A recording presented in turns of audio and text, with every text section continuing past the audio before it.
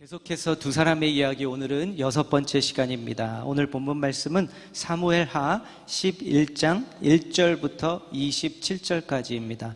다윗은 예루살렘에 그대로 있더라 라는 제목으로 말씀 나누기 전에 먼저 사무엘하 11장 1절부터 5절까지만 제가 먼저 봉독해 드리겠습니다. 사무엘하 11장을 찾으시면 되겠습니다.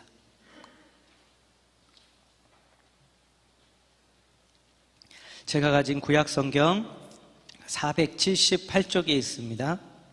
사무엘하 11장 1절부터 5절까지만 제가 봉독해 드리겠습니다. 그 해가 돌아와 왕들이 출전할 때가 되매 다윗이 요압과 그에게 있는 그의 부하들과 온 이스라엘 군대를 보내니 그들이 암몬 자손을 멸하고 랍바를 에워쌌고 다윗은 예루살렘에 그대로 있더라.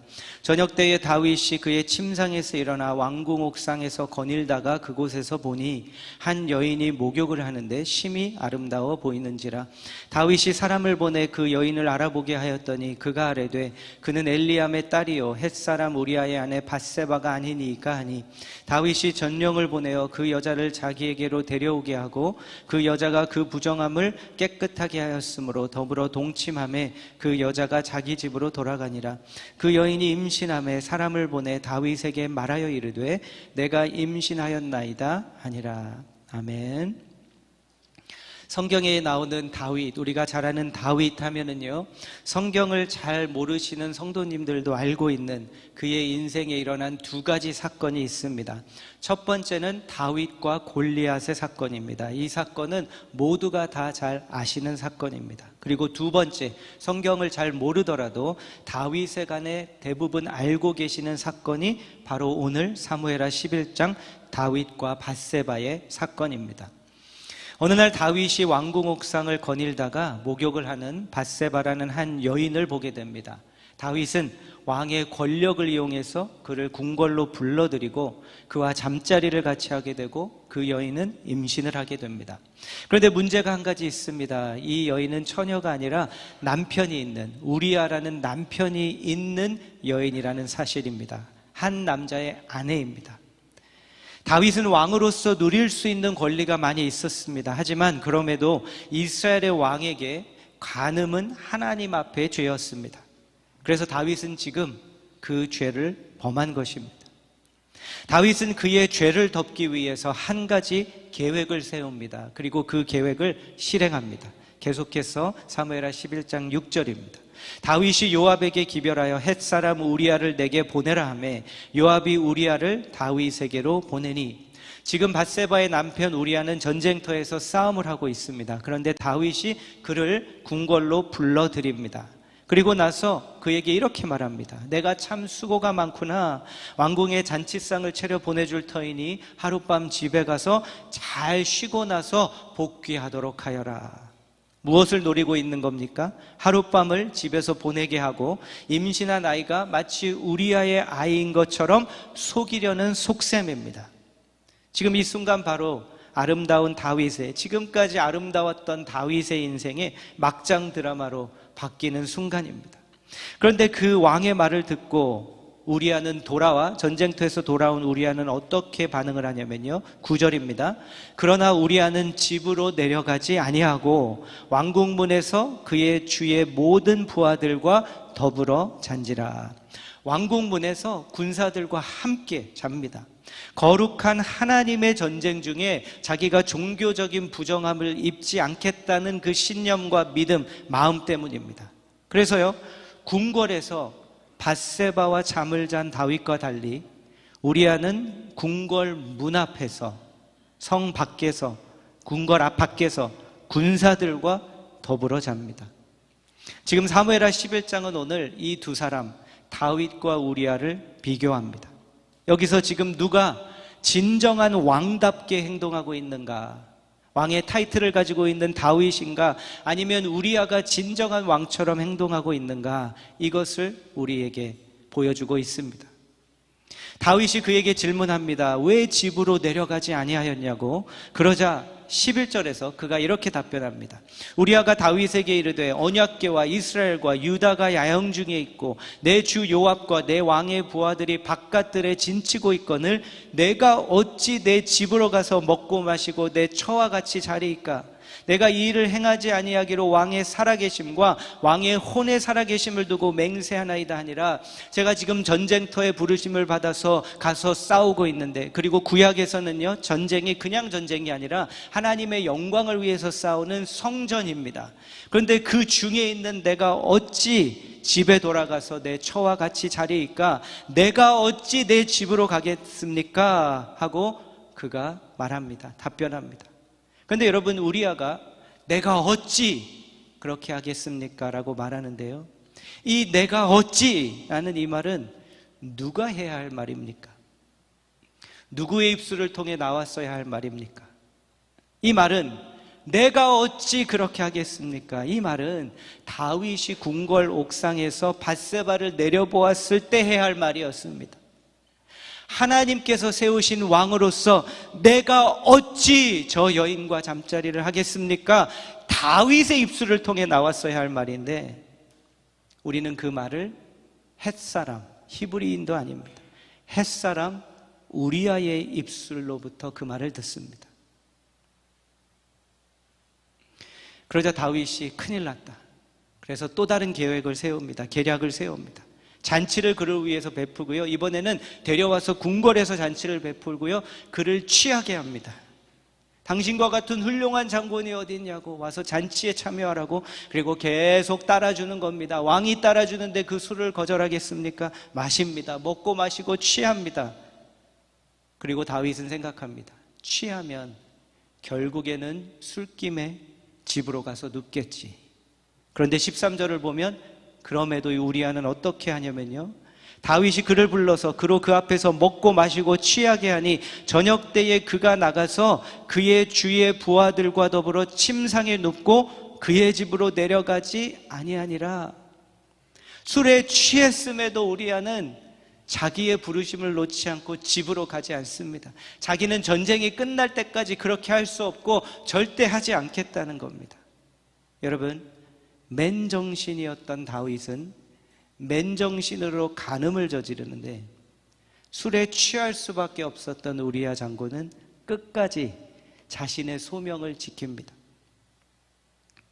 결국에는 자신의 죄를 회개하는 것이 아니라 은폐하기 위해서 다윗은 이제 이 우리아를 전쟁터에서 가장 위험한 앞자리에 서게 하고요, 그리고 군사들로 다 피하게 하고 나서 전쟁터에서 그 우리아가 죽게 만들어 버립니다. 그리고 나서 밧세바를 데려와서 아내로 삼습니다. 여기서 더 터무니없는 사실은 뭐냐면요, 사무엘하 23장에 가면 다윗의 용사들이 37명의 이름이 나옵니다. 다윗의 충신들이고요, 다윗에게 목숨을 내놓고 싸우는 자들입니다. 그런데 그 사무엘하 23장에 가면 용사들 37명 중에 한 명이 누구냐면 바로 이 햇사람 우리아입니다. 자신을 위해서 목숨을 내놓고 싸우는 이 충신, 이 용사를 그렇게 그냥 자기의 죄를 가리기 위해서, 은폐해버리기 위해서 그냥 죽여버린 겁니다. 어떻게 다윗이 이럴 수 있는가? 우리가 알고 있는 다윗이 맞는가? 왜 다윗이 이렇게 하였는가? 왜 다윗이 어떻게 이렇게 이런 죄에 빠질 수가 있는가? 그런데 여러분, 다윗도 그럴 수 있습니다. 그렇기에 더 중요한 질문은 왜 다윗이 그랬는가? 이런 죄에 빠져버린 원인이 무엇이었는가? 이 질문을 한번 오늘 던져보고자 합니다. 그리고요, 그 답을 오늘 본문에서 찾으려고 하는데요, 사무엘하 11장 1절로 다시 돌아가시면 사무엘하 11장 1절은 이렇게 시작합니다. 그 해가 돌아와 왕들이 출전할 때가 되매. 영어 성경을 보면 in the spring 이라고 되어 있습니다. 봄철이 왔다는 겁니다.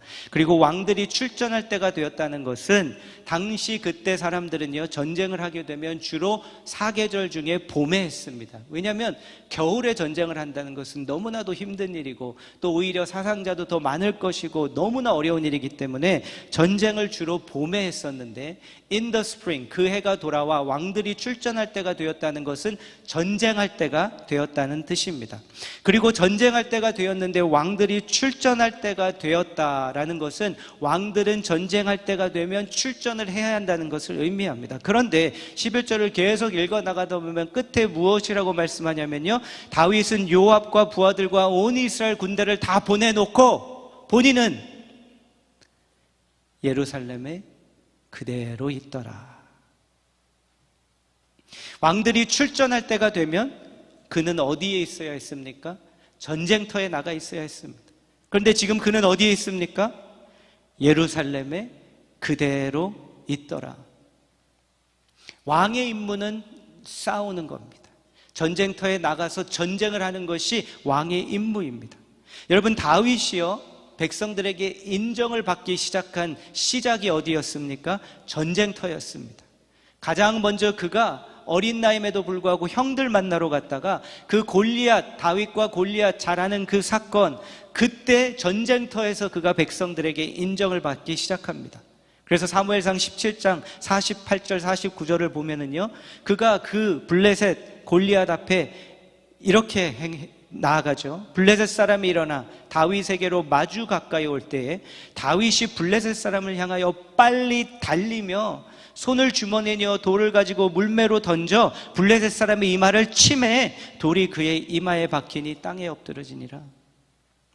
그가 왕으로서 인정받기 시작한 그 시작은 전쟁터에서였습니다. 그리고 다윗이 이스라엘의 두 번째 왕이 됩니다. 그리고 그는 왕이 되고 가장 먼저 무엇을 하냐면요, 블레셋 군대를 칩니다. 전쟁에서 승리합니다. 왜냐하면 왕의 임무가 무엇이라고요? 전쟁을 하는 것이, 이끄는 것이 왕의 임무이기 때문에. 사무엘하 5장 17절, 이스라엘이 다윗에게 기름을 부어 이스라엘 왕으로 삼았다 함을 블레셋 사람들이 듣고 블레셋 사람들이 다윗을 찾으러 다 올라오매 다윗이 듣고 요새로 나가니라. 블레셋 사람들이 이미 이르러 르바임 골짜기에 가득한지라. 20절, 다윗이 바알브라심에 이르러 거기서 그들을 치고 다윗이 말하되 여호와께서 물을 흩음같이 내 앞에서 내 대적을 흩으셨다 하므로 그곳 이름을 바알브라심이라 부르니라. 그가 왕이 되고 진정한 왕으로 섰다는 것이 무엇을 통해서 증명되고 그의 왕의 임무로서 무엇을 감당합니까? 먼저 전쟁을 합니다. 이것이 왕의 임무였습니다. 그렇다면 오늘 11장에서 이 간음 사건이 일어나기 바로 전 그 10장에서, 그리고 그 바로 전 말씀에는 다윗이 무엇을 하고 있는지 아십니까? 10장 바로 전에서도 전쟁을 하고 있습니다. 사무엘하 10장 15절, 아람 사람이 자기가 이스라엘 앞에서 패하였음을 보고 다 모임에 하다레셀이 사람을 보내 강 건너쪽에 있는 아람 사람을 불러내매 그들이 헬람에 이르니 하다레셀의 군사령관 소박이 그들을 거느린지라. 그리고 17절, 다윗이 무엇을 합니까? 어떤 사람이 다윗에게 알림해 그가 온 이스라엘을 모으고 요단을 건너 헬람에 이름에 아람 사람들이 다윗을 향하여 진을 치고 더불어 싸우더니 아람 사람이 이스라엘 앞에서 도망한지라. 다윗이 아람 병거 700대와 마병 4만 명을 죽이고 또 그 군사령관 소박을 치매 거기서 죽으니라. 왕은 전쟁터에 나가는 것이 왕의 임무였습니다. 그런데 나가지 않습니다. 11장 간음 사건이 시작되기 바로 전 10장 끝에 전쟁을 했음에도 11장에서는 그가 예루살렘에 머물렀다고, 나아가지 않았다고 시작합니다. 10장의 다윗과도 대조가 됩니다. 지금 무슨 일이 일어났는 겁니까? 다윗이 자기가 해야 할 일이 있습니다. 그런데 해야 할 일을 하지 않으니 뭘 하게 됩니까? 쓸데없는 짓을 하기 시작합니다. 여러분, 우리가 해야 할 일을 하지 않고 멈추면요, 아무것도 안 할 것 같은데 쓸데없는 일을 우리는 하기 시작합니다. 그것이 우리의 본성입니다. 전쟁에 나가서 싸워야 하는데 자기 임무를 감당하고 있지 않으니까 결국에는 무슨 일을 합니까? 쓸데없는 짓을 하기 시작합니다. 모든 것이 여기서 시작합니다. 그 쓸데없는 짓이 뭡니까? 밤에 궁궐 옥상에 올라갑니다. 2절 다시 한번 보실까요? 저녁 때에 다윗이 그의 침상에서 일어나 왕궁 옥상에서 거닐다가 그곳에서 보니 해야 할 전쟁을 하고 있지 않으니까 궁궐 옥상에 올라가서 쓸데없는 짓 하고 내려다보고 있습니다. 그리고 밧세바가 목욕을 하는 것을 보고요, 이 죄가 시작이 됩니다. 여러분, 왕궁 옥상이면은요 아마 그 예루살렘에서 가장 높은 곳이었을 겁니다. 그 중에 하나입니다. 그런데 여러분, 높은 자리에서만 볼 수 있는 것이 있고요, 높은 자리에 서면 내려다볼 수 있는 것들이 있고요, 높은 자리에 섰을 때 내려다 보이는 수많은 것들은 유혹 덩어리들입니다. 조심해야 합니다. 하나님께서 나를 조금씩 높여주고 계신다면 아마 전에 보이지 않던 것들이 보이실 겁니다. 그런데 그 중에 많은 것들이 유혹 덩어리라는 것을 꼭 잊지 마십시오. 그리고 만약 하나님께서 나를 점점 높여주시고 내가 서 있는 그곳에서 높은 지위, 높은 곳에 서게 하신다면 기억하십시오. 영적으로 하나님께서 왜 나를 높은 곳에 두시는가? 그 이유는 이겁니다. 가장 높으신 주님과 가장 가까이 있으라고. 그런데 다윗이 해야 할 것을 안 하니까 쓸데없는 짓을 하게 되고요, 내려다보고요, 그 목욕하고 있는 그 여인을 보고요, 그러면 어떻게 합니까? 그 다음에 권력이 있으니 다 할 수 있죠. 3절, 사람을 보내니 그 여인을 알아보게 하였더니. 그런데 어쩐 일입니까? 그 남편은 지금 전쟁터에서 싸우고 있습니다. 그러니까 아무런 거리낌 없이 그냥 가서 누군지 알아보게 하고 데려오게 하는 것은 왕으로서는 아무것도 아닌 겁니다. 너무나도 쉬운 겁니다. 그 위의 자리에 있으니까, 높은 곳에 있으니. 그래서 결국에는 그 여인을 데려오게 하고 잠자리를 같이 하고 간음하여 아이를 갖는 죄를 범하게 됩니다. 다윗에게 주어진 소명이 있었습니다. 그것은 왕이 되는 겁니다. 그러면 그 소명에 따르는 임무들이 있습니다. 그 임무 중에 하나, 넘버원 하나가 뭐냐면 전쟁터에 나가는 겁니다. 왕이라는 소명을 받았으면 왕은 임무가 있습니다. 전쟁터에 나가서 아까 10장에서 보신 것처럼 백성을 다 이끌고 나아가서 그 전쟁터의 강을 건너 가서 적들의 병거를 앞장서 치는 것이 왕의 임무입니다. 그런데 소명을 받았음에도 그는 11장에서 그 임무를 회피합니다. 수행하지 않습니다. 그러자 어떻게 됩니까? 결과는 처참합니다. 그의 삶에 지울 수 없는, 용서는 받지만 지울 수 없는, 그리고 그 사건으로 인해서 이제 왕위를 물러줘야 할 때 말씀을 열왕기상 읽어나가시면 문제들이 일어납니다. 이 사건 때문에. 사랑하는 성도 여러분, 여러분의 소명은 무엇입니까? 여러분의 소명이 있으시다면 그 소명에 따르는 임무들이 있을 것입니다. 저와 여러분이 그리스도인이라는 소명을 받았습니다. 그렇다면 우리의 임무는 뭡니까? 말씀 읽고 기도하고 예배에 참여하는 것이 우리의 임무입니다. 소명에 따르는 임무가 있습니다. calling에는 responsibility가 있다는 겁니다. 내가 직장에서 상사라는 자리를 소명으로 받았다면, 그래서 주님께서 나에게 그 높은 자리를 주셨다면 그 소명에 따르는 임무가 있습니다. 내가 사업을 운영하는 비즈니스 오너라면 하나님께서 그 자리를 나에게 소명으로 주셨는데 그 소명에 따르는 임무들이 있습니다. 그 임무를 회피하기 시작하면 소명을 상실하기 시작합니다. 내가 소명을 상실했는가? 어떻게 할 수 있습니까? 이 질문을 해보십시오. 내가 해야 하는 임무들을 하고 있는가? 내가 해야 할 임무들을 멈추었는가? 멈추었다면 내 소명을 지금 잃어버리고 있는 것입니다. 다윗이 그 궁궐 옥상에서 전쟁터에 나가지 않고 내려다보면서 그 죄를 범하는 그 모든 것이 임무를 하지 않고 회피함으로 시작된 모든, 해야 할 일을 하지 않아 쓸데없는 짓을 하기 시작한 다윗을 보면서 이 한 가지를 주시는 마음을 여러분과 나누고자 하는데요. 그 순간 다윗이 비록 전쟁에는 나가지 않았을지라도 그가 집중했다면, 그 집중함을 놓치지 않았다면 이 일이 일어나지 않았을 수도 있을 것인데, 그러면서 저와 여러분에게 지금 이번 주 또 이 시간에 주시는 하나님의 메시지를 이렇게 정리해 보았습니다. 그 다윗을 보면서 오늘과 나누고자 하는, 여러분과 나누고자 하는 대지인데요, 여러분 다시 집중하십시오. 다시 집중하십시오. Regain your focus.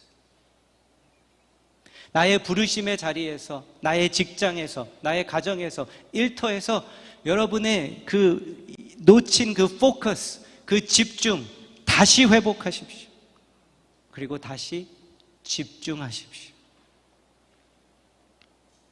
늘 양해를 구하고 죄송하다는 말씀 먼저 드리고 제 이야기를 나누는데요, 왜 제가 그렇게 할까 생각해 보니까 다는 아니더라도 최소한 제가 해보지 않은 것들을 나누기는 좀 마음에 꺼리낌이 있어서 제 이야기를 나누는 것 같은데요, 제가 지난 6년 반 동안 설교를 한두 번 안 한 적은 있지만 주일을 한 번도 비우지 않았습니다. 그리고 한 2년 전부터 정식 휴가를 주중에 하기 시작했는데 그럼에도 주일을 비우는 휴가를 하지 않았습니다.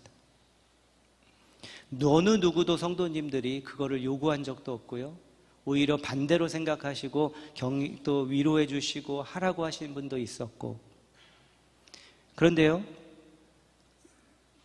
이것이 지금 돌아보니까 제가 앞으로 뭐 기록을 세우겠다는 것도 아니고 앞으로 계속 이렇게 못합니다. 그날이 올 것입니다, 곧. 그리고 돌아보니까 은혜였습니다. 보면 단 한 주일이라도 제가 도저히 나올 수 없는 상황이 일어났다면 못했을 것인데 그렇게 하게 해주신 것도 주님의 은혜였고 저는 기쁨으로 했고요, 조금도 제가 이걸 억지로 한 것도 아닙니다. 뭐가 두려워서 한 것도 아니고요, 누구를 뭐 복이 있기 때문에 한 것도 아닙니다. 한두 가지 이유가 있다면 팬데믹이기도 했고 스몰 비즈니스 하는 성도님들, 그 시작한 분들이 공감하는 마음과 그분들이 안타까움도 같이 들었고, 여러분 스몰 비즈니스 해보시면 주인은 다 알지 않습니까? 주인이 뭐 언제 쉽니까? 주인은 안 쉽니다. 그런데 또 왜 제가 그렇게 했냐면 흐트러지지 않기 위해서였습니다. 이 목회라는 것은 아주 보링한 반복되는 패턴이 계속되는 자리에 있어야만 할 수 있는 일입니다. 그 반복되는 루틴과 보링한 삶이, 소위 보링한 삶이 싫으면 가장 힘든 게 목회입니다. 그런데 그 주일을 내가 지난 6년 반 교회를 개척하고 나서 그 주일을 빠지고 갔을 때 흐트러질 수 있다는 것을 제가 알기 때문에 그래서 안 했던 겁니다. 작년부터 이제 주중에 휴가를 하고, 작년에 제가 미국 형님 가족을 주중에 다녀와서 만났고요, 지난주에는 저희 형님 가족이 밴쿠버에 와서 한 주를 같이 보냈습니다. 그런데 목회한다고 바쁘다고 또 이런저런 핑계로 저희가 전까지 한 8년, 10년을 서로 한 번도 못 만났습니다. 연락도 뜸했었고요. 그런데 작년에 이제 만나고 올해 이제 왔는데 같이 시간을 보내면서 그런 마음이 드는 겁니다. 내 조카의 시간들을 내가 8년, 10년이라는 시간이 그냥 지나가 버렸구나. 그러다 보니까 이제 다시 어제 토요일 공항에 이렇게 애들을 데려다 주고 형님 가족을 데려다 주면서 막 너무 이렇게 섭섭하고 막 그런 거예요. 내 8년, 10년이 그냥 내 조카들은 다 커버렸고 대학생이 돼 있고, 이런 마음 때문에 휴가를 안 했던 겁니다. 흔들리니까, 흐트러지니까. 그래서 주중에 수요일, 목요일 다시 재정비해야 되는데 주일 예배 인도해야지. 지난 6년 반 동안 취미 생활을 하나도 하지 않았습니다. 왜냐하면 흐트러지지 않기 위해서. 그런데 하나님이 좀 올해부터 마음을 바꿔주셔서 한 가지를 추가하게 하신 게 운동입니다. 왜냐하면 하나님께서 주시는 마음이 이제 너 오래 갈 준비를 해야 된다. 한소망 성도님들과 오래 가도 되겠죠? 오래 가기 위해서 운동을 해라. 그래서 그거 하나를 추가했습니다, 올해부터. 그런데 이것도 많은 고민 후에 결정한 것이었습니다. 왜냐하면 이제는 이것을 해야지 내가 길게 갈 수 있다는 것이 느껴지기 때문에. 하지만 어느 순간이라도 이것이 주객이 전도가 저에게 된다면 저는 내려놓을 겁니다. 목회라는 것은 재밌는 게 너무 많으면 절대 못합니다. 너무 어려워서. 재밌는 거 못하기 때문에. 여러분, 여름 휴가 이제 이미 가지신 분들 계시죠? 휴가 하시면서 어떤 생각을 하셨습니까? 앞으로 내가 얼마나 몇 년을 더 일하면 이제 휴가가 내가 메인이 되고 일을 줄일 수 있을까? 이 생각하셨습니까? 어떻게 하면 하루라도 빨리 내가 휴가만 하는 휴가 같은 삶을 살 것인가? 아닙니다, 여러분. 다시 부르신 자리로 집중하시고 돌아가십시오. 하나님께서 우리에게 휴가라는 것을 주신 이유는 회복하게 하셔서 나의 부르심의 자리로 잘 돌아가게 하시기 위한 것이지 휴가가 우리 인생의 목적이 아닙니다. 하나님께서 우리에게 주신 계획은 노동입니다. 잡은 리타이어 할 수 있지만 노동은 주님 만나는 날까지 하는 겁니다. 그래서요, 여러분, 잡은 언제든지 65세, 70세가 되면 은퇴를 합니다. 하지만 하나님의 우리 인간을 향한 계획은 죽는 날까지 창조적인 일을 뭔가 하면서 사는 그 노동, 이것이 하나님의 계획입니다. 그렇다면 내가 은퇴를 했다고 해서 노동을 못하는 게 아닙니다. 내가 나아가서 뒤뜰을 가꾸면서 가드닝을 하면 그것도 창조적인 행위입니다. 뭔가 우리는 창조적인 노동을 하도록 지음받았습니다. 휴가가 우리가 부르심을 잘 가기 위한 수단이지 목적이 아닙니다. 그래서 들뜬 마음이 아직 있으시다면 가라앉히고 다시 집중하시고 하반기를 준비하십시오. 이제 남은 2주 동안. 그런데 제가 알고 있는 것은 지금 남은 2주 동안 휴가 아직 안 가신 분이 계시거든요. 제가 이 말씀 나누면서 김 새는 김 빠지는 소리를. 그래서 여러분, 이렇게 먼저 말씀드릴게요. 아직 안 다녀오신 분들, You deserve it. You deserve it. 지금 한 얘기는 돌아오실 때 기억하십시오. 옆에 계신 분들에게 한번 You truly deserve it 한번 얘기해 주세요. You deserve it. 잘 다녀오시고요, 이제 다시 집중하십시오. 내 일을 향한, 내가 또 이 비즈니스, 이 일 돌아가야 돼가 아니라 그게 내 부르심입니다. 회복했으면 이제 집중하는 겁니다. 다시 내가 남은 하반기를 어떻게 집중하고 내 일을 그냥 먹고 살기 위한 수단이 아니라 주님이 부르신 일로 할 것인가, 사명으로 할 것인가, 그 마음 회복하라고 휴가 보내주신 것인데, 안식이 필요한 자들입니다, 우리는. 하지만 안식 때문에 안주하고 있다면 다시 일어나서 달려가십시오. 누구처럼? 골리앗을 향해 달려나가는 다윗처럼, 블레셋 군대를 향해 달려가는 다윗처럼 여러분 나아가서 여러분의 블레셋을 칠 준비를 하십시오. 이제 다시 온 이스라엘을 모으고 요단을 건넜듯이 여러분이 이끌고 있는 자들이 있지 않습니까? 여러분이 함께 데리고 건너 들어가야 싸워야 할 자들이 있지 않습니까?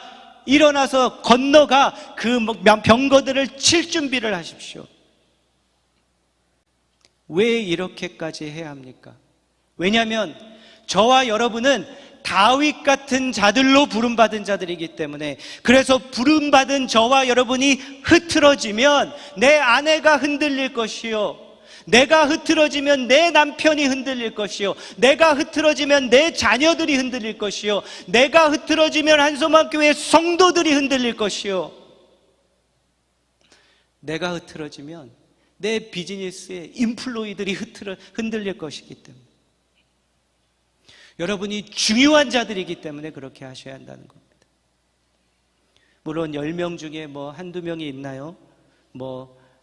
아무것도 안 해도 살 수 있는, 너무 부러워하지도 마십시오. 그것은 그 사람의 또 부르심이고 그분은 그분대로 또 창조적인 노동을 해야 합니다. 그 자리가 더 힘들 수도 있습니다. 왜 이 힘든 직장 생활, 비즈니스 내가 왜 해야 하나? 부르셨기 때문에. 나를 부르셨기 때문에.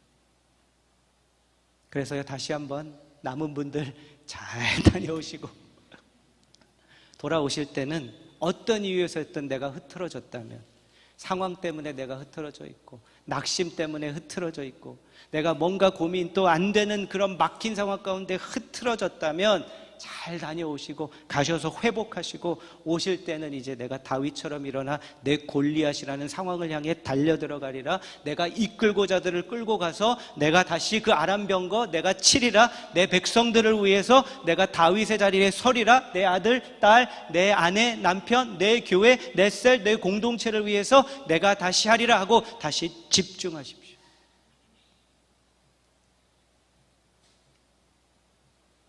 왜냐하면 여러분은 너무나 중요한 자들이시기 때문에, 부름받은 자들이시기 때문에. 무엇 때문에 흐트러지고 흔들리셨습니까? 오늘 우리 부를 찬양 가사를 보면은요, 이 가사 때문에 가지고 왔습니다. 주 나를 부르셨네. 나는 부름받은 자입니다. 주의 영광이에요. 그러니 멈추지 말고 일어나 다시 집중하게 하시고 다시 힘주셔서 주를 향하여, 부르심을 향해 달려가리라. 이 고백으로 다시 한번 집중하시는, 그 포커스를 다시 정비하시는 저와 여러분이 되시기를 주의 이름으로 축원합니다. 아멘. 우리 같이 함께 찬양하겠습니다.